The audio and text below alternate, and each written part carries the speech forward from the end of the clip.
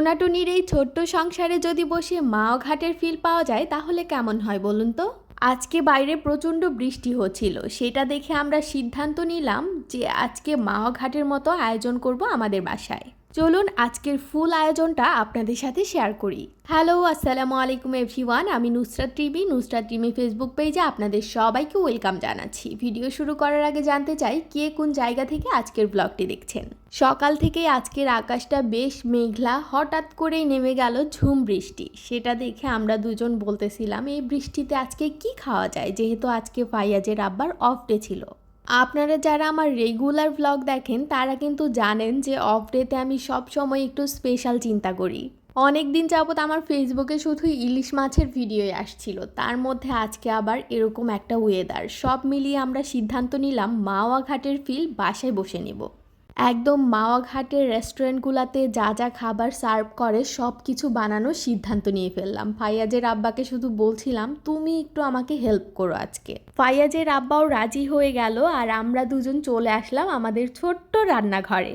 Normal সময়েও আমার বর আমাকে ভীষণ হেল্প করে কাজে, আজকে তো আমি হেল্প চেয়েছি, না করার তো প্রশ্নই ওঠে না। দেখেন বাইরে বৃষ্টি হচ্ছে, এই সময় মুচমুচে ইলিশ ভাজার জন্য আমার রান্নাঘরে কাটা হচ্ছে ইলিশ। কি সুন্দর একটা ব্যাপার, তাই না?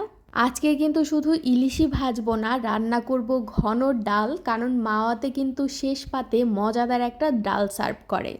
আমি ডালটা আগেই উঠিয়ে দিয়েছিলাম, সব কিছুর আগে আমার ডালটা হয়ে গেছে। এখন আমি একে একে ইলিশ আর বেগুনগুলোকে ভেজে নেওয়ার প্রসেসিং করছি। আর আমি আজকে যে যে মশলা ইউজ করছি এবং খাঁটি সরিষার তেল, এই সব কিছুই কিন্তু মশলার ইতিবৃত্ততে আপনারা পেয়ে যাবেন। যারা একদম হাতে ভাঙানো মশলা খেয়ে অভ্যস্ত বা পছন্দ করেন তারা অবশ্যই এই মশলাগুলো ট্রাই করবেন। জাস্ট আপনি এই মশলার কালার দেখেই বুঝে যাবেন এটার স্বাদ এবং রং কতটা সুন্দর। আমি তো এরপর থেকে আমার আম্মু আর শাশুড়িকে জ্বালাবো না, আমি এখান থেকেই মশলা অর্ডার করব সব সময়।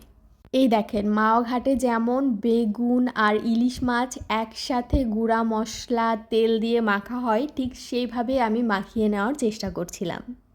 এবার এগুলো মাখা হয়ে গেলে আমি সরিষার তেল গরম করে সেটার মধ্যে ফার্স্টে আগে ইলিশ ভেজে নেব।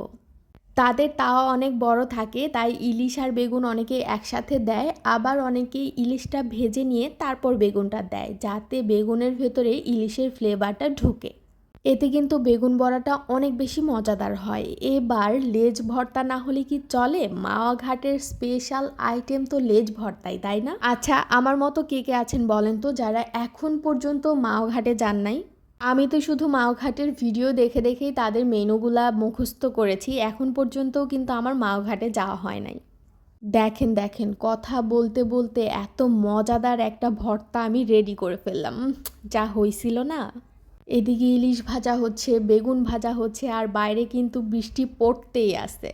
সব কিছু রান্নাবান্না করে সুন্দর করে আমি সার্ভ করে দিলাম। আমরা দুজন বেশিরভাগ সময়ই মাটিতে বসে খাই। এই যে দেখেন কত মজাদার দেখতেই লাগছে, তাই না? বিশ্বাস করেন নিজের রান্না বলে বলছি না, ভীষণ মজা হয়েছিল সব কিছু। এবার চলুন বেস্ট পার্টে যাই। আমার খাবার দাবারের পার্টটুকু আপনারা এত পছন্দ করেন, আমিও যার জন্য প্রত্যেকটা ভিডিওতেই খাবার দাবার অ্যাড করার চেষ্টা করি। সব কিছু প্লেটে সাজিয়ে নিয়েছি, ভর্তা, বেগুন বড়া, ভাজা ইলিশ, ভাজা মরিচ। উফ, প্রথমেই আমি মজাদার ভর্তা ট্রাই করছি। এটা এত মজা হয়েছিল আমি আসলে বলে বোঝাতে পারবো না। যদিও আমি মাওয়া ঘাটে খাই নাই, তারপরেও মনে হচ্ছিল মাওয়া ঘাটের লেজ ভর্তাটা মনে হয় এমনই হয়। দেন আমি চলে গেলাম মুচমুচে ইলিশ মাছ ভাজাতে। তবে এখানে একটু ভুল হয়ে গেছে, ইলিশ মাছ ভাজার সাথে আমি তেলটা নিতে ভুলে গেছি। মাখা সালাদ আর ভাজা ইলিশ যা জমেছিল না। এবার বেগুন বড়াটা খাচ্ছি। আপনারা যারা ইলিশ মাছ ভাজবেন সাথে বেগুন, আমি বলবো যে অবশ্যই অবশ্যই মাছ ভাজার তেল দিয়েই বেগুন বড়াটা ভাজবেন, এত ভালো টেস্ট আসে। দেন লাস্টে আমি খাবো ঘন ডাল, সালাদ, বেগুন বড়া, মরিচ, মাছ, সব কিছু একসাথে মিশিয়ে। আমি জানি আজকের ভিডিওটা দেখে অনেকেরই লোভ লাগছে। আমি কিন্তু খেয়ে একটা ঘুম দিছিলাম, তারপর দেখেন একদম সন্ধ্যা হয়ে গেছে। আজকের ভিডিওটি এ পর্যন্তই। Thanks for watching.